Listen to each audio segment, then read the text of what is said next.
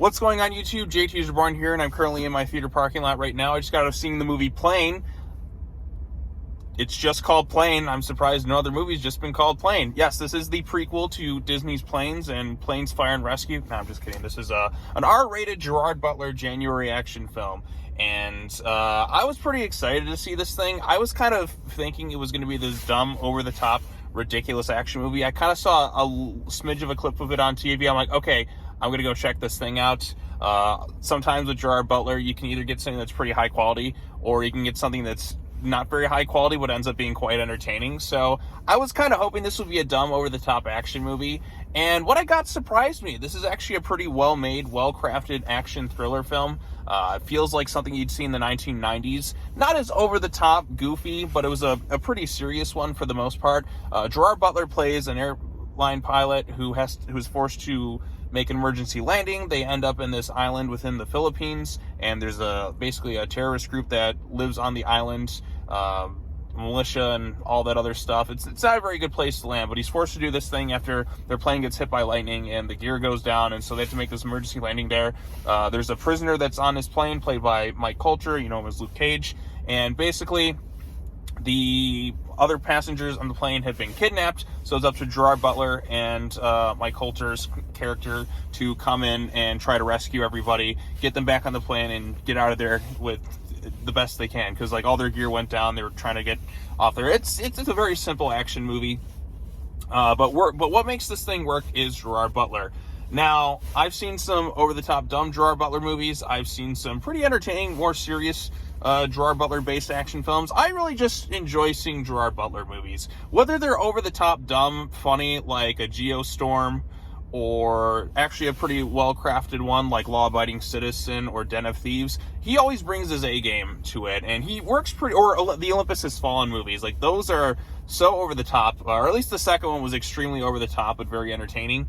He brings a certain gravitas to these types of movies, and he works well as kind of this larger-than-life everyman. I do like the fact that they actually let him just speak in his normal Scottish accent, because oftentimes they try and get him to do, like in these types of movies, like an American accent, but here they let him just be full Scottish, and I think it worked pretty well.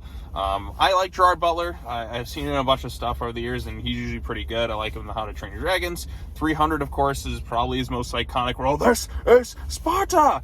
But Gerard Butler loves being in movies. You can tell he's just enjoys just doing stuff like this, and he's just happy to just be starring in films and having a good time. Here, he plays a little bit more serious. There's definitely some vulnerability with his character. He's not a clear one-man army like an Arnold Schwarzenegger or a Sylvester Stallone or a Bruce Willis in Die Hard. He's not a super soldier like that. He is vulnerable in this thing.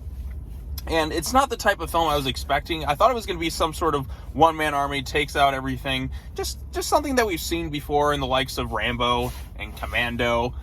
It's not exactly that. That's more his Olympus and London Has Fallen type movies, if you're looking for something like this. This one's a little bit more grounded in some fashion, but what makes it work is him. Mike Coulter is really good in this thing as this prisoner who's in some ways trying to redeem himself. He was arrested years ago for some stuff, and they were going to try and fly him out of the country to this other thing. There is some humor sprinkled in throughout this thing. I know Gerard Butler was a producer on it, but the craft on display is pretty good.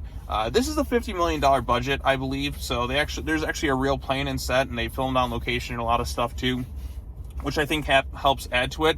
The only time where it looks really questionable, and granted, it probably would look better if they had some more money, is the fact that there's some pretty poor looking CGI at times, especially during some of the weather sequences. Sometimes it looks like a little bit like a Sci-Fi Channel original movie.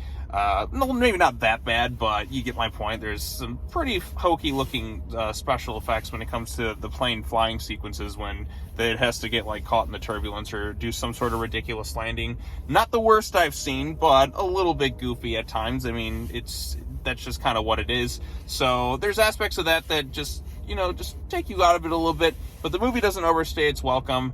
Like I said, I thought him and Mike Coulter were pretty good, and you gotta admire his character, Butler's character in this thing, and his determination just to safely get his passengers back home. So I think he played the role pretty well. There's some action bits in there too. There's some pretty cool moments in that.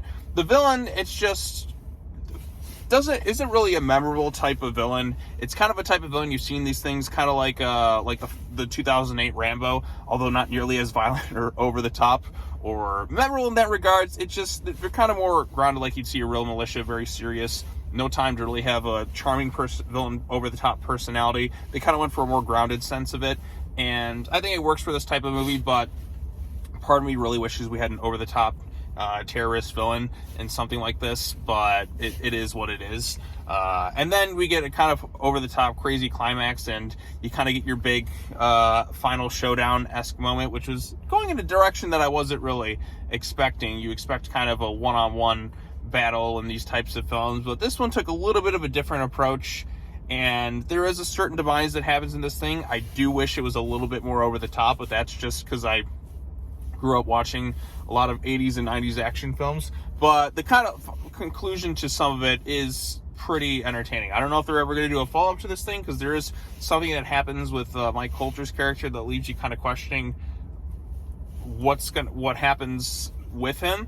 But I don't exactly know. And I was surprised to find out, I didn't expect this movie to be as packed as it was, but the theater I went to with my friends was packed as hell. There was like no other seats in this thing, barely. I'm like, boy, there's a lot more people than I was expecting. We got the tickets a few days ago, expecting, I've barely seen any promotion for this thing. It's a January action movie. It's probably not going to do as well as you think, but my goodness, was it packed in there. So, and the audience was pretty into it. So I think it's better than I was expecting. The craft on display is good. They took itself seriously. It wasn't an over-the-top, dumb, stupid that part of me was kind of hoping for, like a ridiculous action film. It was actually a more serious one. And you know what? I miss these types of movies. You don't really get these type of action movies anymore. I definitely, in some ways, like I said, if I had to compare it in terms of tone, think like an Executive Decision in terms of like a serious 90s action movie. Not an over-the-top one like a John Woo Broken Arrow, but a more serious one, kind of like I said, like an Executive Decision or something along the lines of that. It's not really a movie that's going to probably stay with you for years on end, but it will keep you entertained for the time it has you in the theater. Like I said, I was pretty immersed with this thing really from the get-go, and until they're kind of caught up in this hostage situation. And there's a pretty well-done fight scene that's done in one take. It's not like as well choreographed like a John Wick thing. It feels more grounded and less kung fu. But I think you can see the effort put forth to try and make something out of this type of movie. So I appreciated that. But yeah, like I said, a few questionable CGI bits. A lot of the passengers don't really stand out because they have a small amount of passengers in this thing.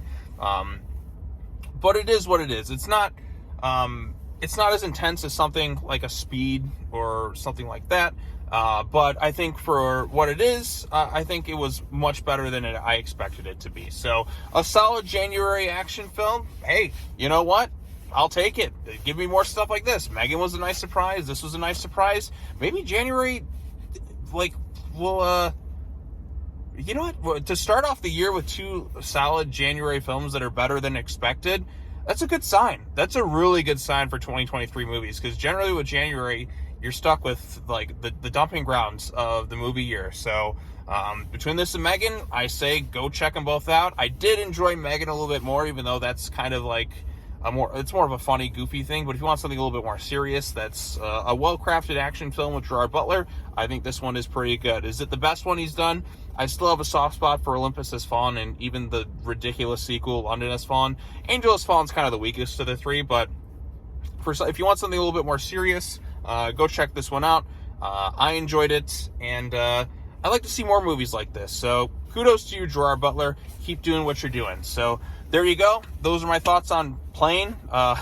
What's the sequel going to be? Planes? Well, that would be the Disney thing, whatever it is. But anyways, if you've seen Plane, if you have any thoughts on it, let me know in the comment section down below. What are some of your other favorite action movies that are kind of a little bit more serious? Not something like John Wick, but kind of a one-off type movie. So let me know in the comment section down below. Be sure to hit the bell for notifications, like this video, share it with your friends, subscribe to the YouTube channel for more content. And yeah, that's going to wrap it up for this thing. Maybe I'll have some more videos out this weekend. Maybe I won't, but more are to come. So as always, take care now. Bye-bye then, and I will see you all in the next video. Peace.